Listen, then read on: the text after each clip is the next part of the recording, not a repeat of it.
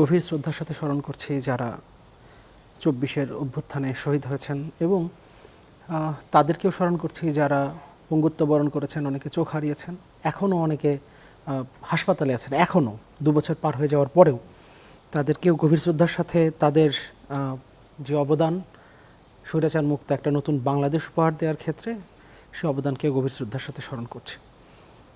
আমি একটু মামুন ভাইয়ের শেষ লাইন থেকে একটু শুরু করি যে মামুন ভাই কিছুটা আশ্বস্ত হয়েছেন যে প্রধানমন্ত্রী তার বাজেট অধিবেশনে দেয়া বক্তব্যে বলেছেন যে সরকার এবং বিরোধী পক্ষ মিলে সংস্কার বাস্তবায়নটা এগিয়ে নেবে। এই কথাগুলো আসলে যখন আসে, মানে আমরা তো আসলে ১২০ দিন গভর্নমেন্টের যাই হোক না কেন, আমরা এই সময়ের মধ্যে বিরোধী দলের অন্তত যে ক্যারেক্টারটা দেখতে পাচ্ছি তাতে কিছুটা ওই মানে মাঝে মাঝেই এই ধরনের একটা ইয়ে হয় যে মানে আমরা একটা সময় আওয়ামী লীগ আর জাতীয় পার্টির যে এক ধরনের পার্লামেন্ট দেখতাম, মানে আমি আর ডামি মিলে এক ধরনের পার্লামেন্ট, ওই ধরনের পার্লামেন্টের একটা চরিত্র বা বিরোধী দলের ওই ধরনের একটা ক্যারেক্টার আমরা আসলে দেখতে পাচ্ছি। না হলে মানে ১২০ দিনে সরকারের আসলে পুরোপুরি মূল্যায়ন করা সম্ভব না, কিন্তু দৃষ্টিভঙ্গিটা বোঝা যায়। আর এবারের ক্ষেত্রে যেটা হয়েছে যে একদম শুরুর দিনেই দৃষ্টিভঙ্গিটা বোঝার একটা সুযোগ আমাদের হয়েছিল, কারণ মানে জনগণের একটা রায়, সেই রায়টাকে একদম শুরুতেই একদম প্রথম দিনেই উপেক্ষা করা হয়েছিল এবং সেটাকে নানান সাংবিধানিক মারপ্যাচে ফেলে সেই বিষয়টাকে উপেক্ষা করে। না হলে ১২০ দিন যদি হয়ে থাকে, যদিও এক্স্যাক্ট ১২০ দিন না, যাই হোক, যদি আমরা ধরি যে ১২০ দিন, তার মানে আমাদের যে পুরো সংস্কার প্রক্রিয়া অন্তত যে জায়গাগুলোতে সবগুলো রাজনৈতিক দল, সবগুলো রাজনৈতিক পক্ষ এবং অংশীজন মানে একমত হয়েছিল, সেগুলো আর ৬০ দিনের মধ্যে হয়ে যাওয়ার কথা ছিল। কারণ ১৮০ দিনের মধ্যে সংস্কারের যে অন্তত যে জুলাই সনদটা, সেটা বাস্তবায়নের এক ধরনের বাধ্যবাধকতার ব্যাপার ছিল, যেটাকে উপেক্ষা করা হয়েছে একদম শুরুর দিনেই।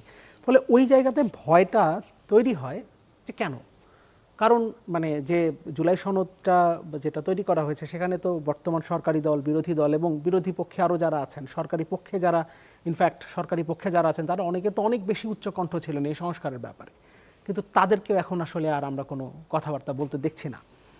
এই কারণে আসলে ভয়ের জায়গাটা তৈরি হয়। যেমন খেটে খাওয়া মানুষের কথা মামুন ভাই বলছিলেন যে তারা রাস্তায় নেমেছিলেন কেন, মূল্যস্ফীতির একটা চাপে তারা ছিলেন, অর্থনৈতিক একটা চাপে ছিলেন, ফলে অর্থনৈতিক একটা মুক্তি লক্ষ্যে আসলে তারা রাস্তায় নেমেছিলেন। মানে এক একজনের এক একটা বিষয় ছিল এবং সব কিছু আলটিমেটলি স্বৈরাচারী ওই শাসন ব্যবস্থার কারণে মানুষ তার নিজের জায়গা থেকে, মানে সে যেভাবে বঞ্চিত হচ্ছে, সে যেভাবে শোষিত হচ্ছে, তার বিরুদ্ধে সে লড়াইটা করেছে এবং সবাই মিলে আসলে তখন রাস্তায় নেমেছে, বুলেটের সামনে দাঁড়িয়েছে। মূল্যস্ফীতি কি কমেছে? কমে তো নাই। ফলে ওই পরিস্থিতি থেকে আমরা যে উত্তরণের কোনো একটা জায়গায় যাব, যে কারণে আসলে তখন খেটে খাওয়া মানুষ রাস্তায় নেমেছিল, তখনও ১০% মূল্যস্ফীতি, এখনও ১০% মূল্যস্ফীতি, আমরা তখন থেকে বের হইতে পারি নাই।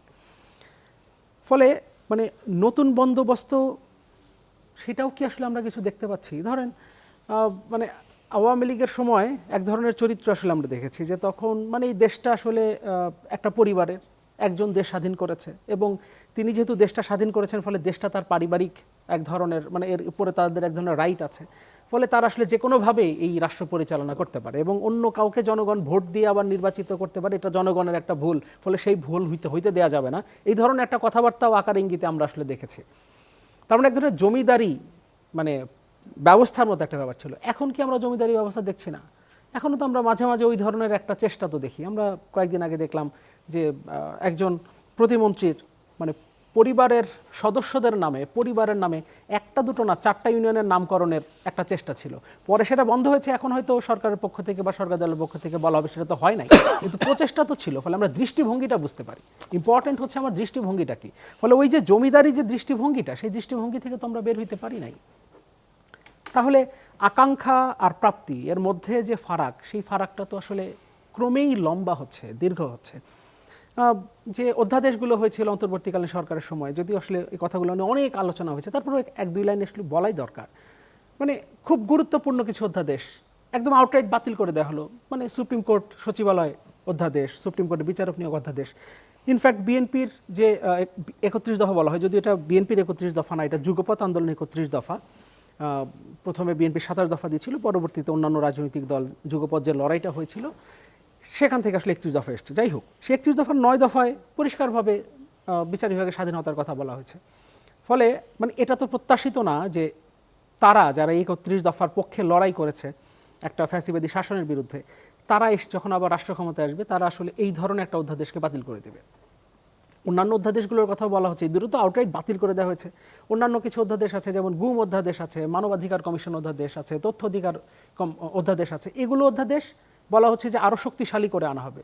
তো ঠিক আছে, আপনি শক্তিশালী করে আনেন, কিন্তু এটাকে এখন আপনার আপাতত বাতিল করার কি দরকার? বাতিল করার তো এখন দরকার নাই। আপনি যেভাবে আছে সেটা রাখেন। এটা নিশ্চয়ই শেখ হাসিনার সেই শাসন আমলে যেমন ছিল তেমনটা তো নাই, অন্তত সেখান থেকে কিছুটা তো সংশোধন হয়েছে, কিছুটা তো এটা বেটার হয়েছে। আপনি মনে করছেন আরও বেটার করা দরকার, তো করেন। আপনি সংবিধান সংস্কারের যে বিষয়গুলো আছে তখন আপনি বলছেন যে না, সংস্কার তো করা যাবে না, সংস্কারের প্রক্রিয়া হচ্ছে সংশোধনী। তো সংশোধনী যদি সংস্কারের প্রক্রিয়া হয়, তাহলে ওই অধ্যাদেশগুলোকে আপনি আইনে পরিণত করে তারপরে সংশোধনের প্রক্রিয়া যেতে পারতেন না? যেতে পারতেন তো। এখন আপনি বলছেন এটা নতুন করে আনবেন, কবে আনবেন, কিভাবে আনবেন? এগুলো নিয়ে তো আসলে অনেক প্রশ্ন আমাদের ভেতরে এই কারণে তৈরি হয়। এই জন্যই আসলে মানে এত মানুষ যে শহীদ হলো, এতগুলো মানুষ যে আসলে জীবন দিল, এত মানুষ পঙ্গুত্ব বরণ করলো, আসলে এর ফলে যে আকাঙ্ক্ষার উপরে দাঁড়িয়ে আসলে এই লড়াইটা হয়েছিল, অভ্যুত্থানটা হয়েছিল, সেটা তার যৌক্তিক পরিণতির দিকে আসলে যাবে কিনা সেটা নিয়ে যথেষ্ট সন্দেহ করার সুযোগ আসলে আছে।